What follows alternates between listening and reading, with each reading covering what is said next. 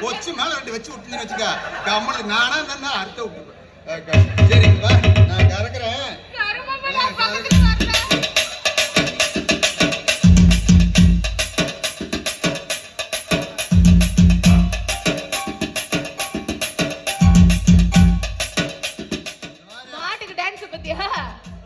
அது கெல்ட்டு மாதிரி காலு சேர்த்து கிடக்குது. கர்ம முடிச்சுன்னா மாட்டை வாங்கிட்டு வந்து கட்டிக்கிறேன். நீ நான் பாரு நான் கம்மனு திருப்பூர் வேலை விட்டு நீ மாடு கறக்குன்னு கெல்ட்டு மாட்டுல உணர்ந்துக்கிறேன். காலு மாமா ப்ளீஸ் மாமா இப்படின்னு ஆடுது. நீ எனக்கு கறக்க விடுமா இல்ல படுத்துருச்சு. இந்த மாதிரி இரு இரு என்ன பண்றது மாடு நைஸ் பண்ணிட்டு ஆகணும். இரு அதெல்லாம் உனக்கு டெக்னிக் தெரியாது. ஓ ஏய் ஏய் ஏய்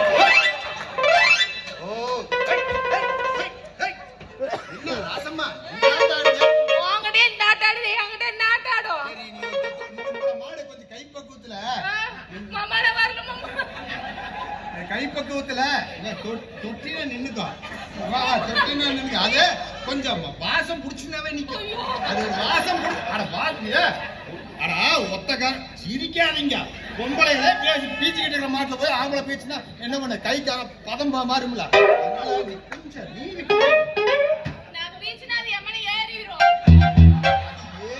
நான் பாத்துக்கிறேன். நீ நீவி மட்டும் கூட பாத்தியா நீ தொட்டா நிக்குது பாத்தியா.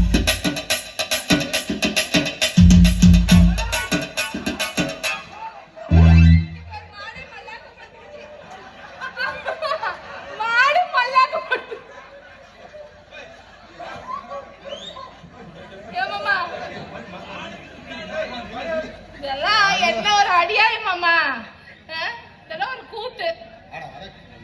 இந்த மாடு பால் செத்து மாடுன்னு பார்த்தா இந்த உதவுகிறேன். நான் பால் பீச்சுற கில்லாடி. நீ பாத்திரம் உடஞ்சாலும் சரி பால் பீச்சாம அந்த வரிக்கை வரிக்கை எடுத்தா நீ தலையா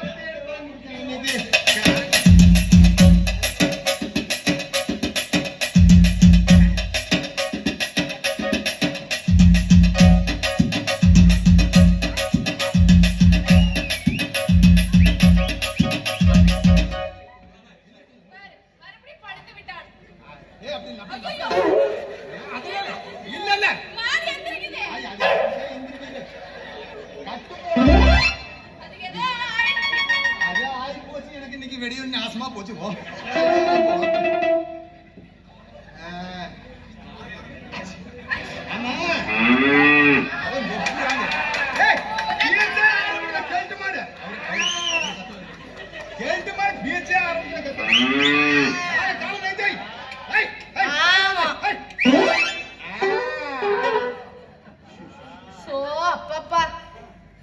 என்ன மாடு என்ன ஒத்த காம்புதான் இருக்குது. தெரியல மாட்டுக்கிட்டே கேளு. மீதி 3 காம்பு எங்கடா கொண்டு போய் விட்டான்னு. ஒண்ணு இல்ல நீ ஒண்ணு இல்ல அது நீ தொட்டோன்னு ஒத்த காம்பு மட்டும் அடிச்சு மீதி 3 காம்பு உள்ள இருக்கு. ஐயோ ஐயோ சரி நீ உள்ள விட்டு இழுத்துரு. இல்ல இல்ல நீங்க பால் காக்காம வரறாங்க. இன்னும் கேரா வினா போய் என்ன